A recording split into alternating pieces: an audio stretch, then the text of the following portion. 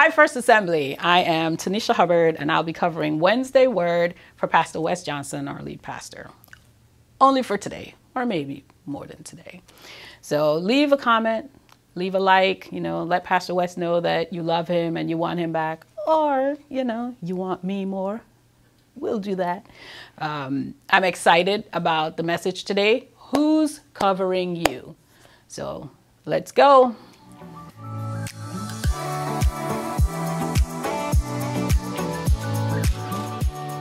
Okay, so today, who's covering you? If I said to you, get undercover, what would that make you think of? I know some people would immediately think of a storm. They'll be thinking hurricane, a flood, or tornado. And you have to get to some place where you're safe. You have to get indoors, you have to get under something that's strong, you have to get under a building, you have to get somewhere safe. Children might think, let me literally get under my covers because there's a monster under my bed. But no matter how you think about it, whenever we think about getting undercover, we're thinking of safety. We're thinking of getting to a place of safety. We're thinking of protection. Now, if I say to you as a follower of Christ, get undercover, what do you think that means? What does that look like? Well, that looks like authority, accountability, and group responsibility. And here, when we say authority, we mean leadership, right? Who's leading you and who are you leading? Or if we put it another way, that would probably make a little more sense in today's context is who is influencing you and who are you influencing? Accountability looks a little bit more like our peers, right? Who is encouraging you? Who knows what you're doing and can encourage you and can correct you? And who are the people that you know what they're doing and you can encourage them and you can correct them? That's accountability. And then when we talk about responsibilities to the group, we're talking about your community. Where is your community? Who is your community? For me, in this context, my leadership would be Pastor Wes Johnson, right? He's the one who's leading me.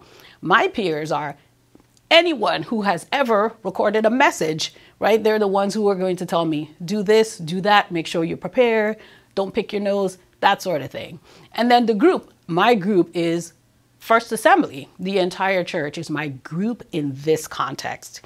And so we're going to dig into the word a little bit and look at how this plays out in the Bible. So we're going to look at the story of Jonathan.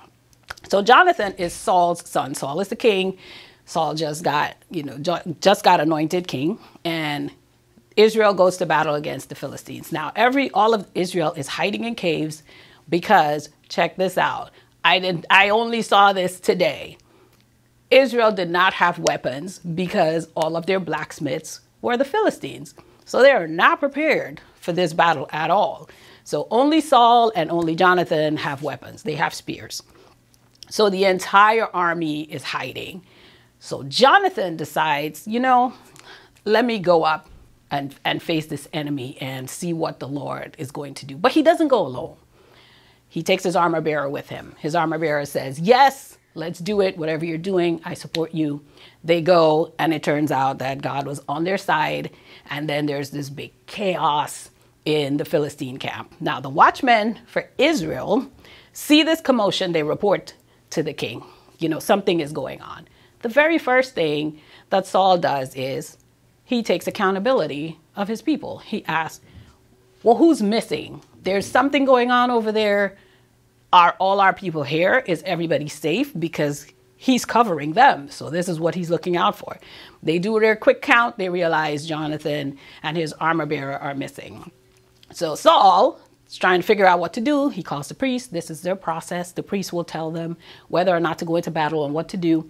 He calls the priest, and while the priest is going through his process, Saul realizes, oh, this battle is going in our favor. We need to get going. So he tells his entire army, he says, he declared a fast. He said, no one is to eat anything until sundown. If you do, you will die. That's the punishment for this oath.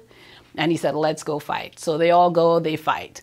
They rout the Philistine army, and they're going through the forest. Now, Jonathan sees some honey, dips his spear into the honey, his staff, takes a taste.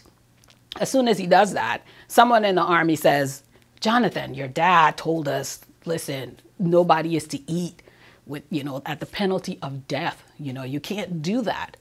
So Jonathan, he grumbles a little bit, but then it doesn't say that he continues to eat. He adjusts himself. So a little bit after that, the Israelites are trying to decide if they should go into battle. Again, so Saul consults the priest, and he does not get an answer from the Lord right away. So that makes him think, oh, something went wrong. So now he needs to figure out what happened. So they go through their process. It's called casting lots, and it helps them decide, what does God want us to do? So it turns out, after they cast all the lots, Jonathan is found to be responsible. And so we're going to read 2 verses from 1 Samuel 14 and 43 through 3 verses, 43 through 45. And so Saul says to Jonathan, "Tell me what you have done." And Jonathan told him and said, "I indeed did taste a little honey with the end of my staff that was in my hand. Here I am, I must die." And Saul said, "May God do the same to me, and more also, for you shall certainly die, Jonathan." But the people said to Saul, "Must Jonathan die, he who brought about this great victory in Israel? Far from it. As the Lord lives, not even a hair on his head shall fall to the ground, because he has worked with God this day." So the people rescued Jonathan, and he did not die. And here it is. Who is covering you? So Jonathan, in this case, is the one we're looking at. Jonathan, it should be under the covering of his authority, which is Saul. And Saul put out a decree which Jonathan is not aware of. So if Saul has to face off against this authority, he's going to lose and he's going to die because he is wrong. But Jonathan's other covers can step in and help him because they can see everything that's going on. They can see that, yes, Jonathan was doing what God wants him to do. They also likely understood that Jonathan did not know this decree had gone out. So they are stepping in to cover him because they're going to come in and say to the authority, this is not right, because he is a man of God. He's doing what he's supposed to be doing. That's his cover. So we need to be in that position where we have multiple layers so that when we're slipping, when this one can't see what we're doing and doesn't know how to cover us, someone else can. Maybe our peers can. Maybe our entire community can come together and cover us. We all need that cover. And it is very dangerous to not have a cover. And we go just 2 chapters down and we look at Saul. And then we'll see now Saul he's had all these victories and he's going to battle again. This time Samuel, who's the prophet, tells him, and I'm reading 1 Samuel 15 verse 3. It says, "Now go and strike Amalek and completely destroy everything that he has. Do not spare him, but put to death both man and woman, child and infant, ox and sheep, camel and donkey." So this is a very clear instruction. Go attack Amalek, destroy everything. So Saul goes into the battle. He captures the king, and then his army saves the best of the livestock. So then he comes back to Samuel and he says, "I've done exactly what the Lord told me. I have the king." And then Samuel says, "Wait, what? If you did exactly what the Lord told you, why do I hear all these animals? What's going on?" So then Saul says, "Oh no, we saved all these animals because we're going to sacrifice to the Lord your God." And that's when we get to verse 22. So we're in 1 Samuel 15, 22 and 23. So Samuel said, "Does the Lord have as much delight in burnt offerings and sacrifices as in obeying the voice of the Lord? Behold, to obey is better than sacrifice, and to pay attention is better than the fat of ram. For rebellion is as reprehensible as the sin of divination, and insubordination is as reprehensible as false religion and idolatry. Since you have rejected the word of the Lord, he has also rejected you from being king. So when Samuel says this, what we're seeing is that Saul now is going to lose his position because Samuel is the only cover that we see that he should have. So Samuel is his authority, and he's not doing what his authority says. So he's not undercover. We don't see any peers. We don't see anyone who are his advisors. We don't see any of that. So we don't know who's looking at him to tell him, hey, you know what? The boss said you should kill everything. What are you doing? So he is on his own. And then the group, he is actually leading this group. So in his position, it's even more important for him to adhere to that authority, because now this entire group that's following him is just going to do what he is doing. So later on, he grabs on to Samuel and he says, oh, come on now. He wants to go back and pray, and he's asking Samuel to stay and talk with him. He grabs Samuel's robe, he rips off a piece, and Samuel says, well, this day the kingdom has been torn away from you. And that's important because as the authority, when Saul was not under the proper cover, what happened now is his entire lineage gets yanked out of the kingship. They are no longer in the line of the kings of Israel because this one authority made a decision. So for us, that looks like we really have to make sure that we are being covered. If you were in a Jonathan situation, you could find yourself on the brink of death because of a choice, and you need people to cover you. If you are an authority figure and you are not undercover, you have exposed every person that's behind you. For us today, that looks like if you are a parent, if you are not undercover, your children are also exposed. If you are a boss, if you are in charge of anything, if you are just somebody's friend and you are not covered, how can you help them when they need help, right? And then who are you associating with? Are you associating with people who can cover you? Or are you associating with people who themselves are not covered? We've got to watch all of that because this covering is very, very important.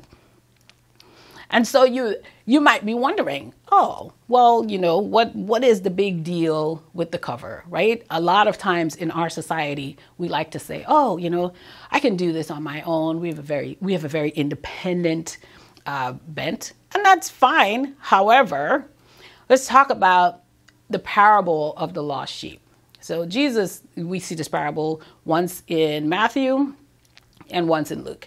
And each time it says, Jesus says, what man has 100 sheep and one of them goes astray, and he doesn't go after the one? Leave the 99 and go after the one. And then I looked at that, and it says in one of those scriptures in Luke, it says he leaves the 99 in an open pasture. And in Matthew, he says he leaves the 99 on a mountain. And so for a long time, I struggled with that because I said, wait, so he leaves these 99 exposed. I know he cares about the one, but does he not care about the 99? But here's the thing. When the 99 are together, they're safe because if you look at Animal Planet, you have never seen any predator run into a pack of animals to attack them. If they do that, what they're trying to do is separate them, and then they'll chase after the one that goes off by itself. Because when the one separates from the group, that one is in more danger, right? And the Bible even says our enemy is like a roaring lion, seeking whom he may devour. And if you think about that, he is seeking whom he may devour. And if we're separating from the group, then we are just making ourselves easy prey for the enemy. And we cannot do that. So again, the question is, who is covering you? Who is covering you?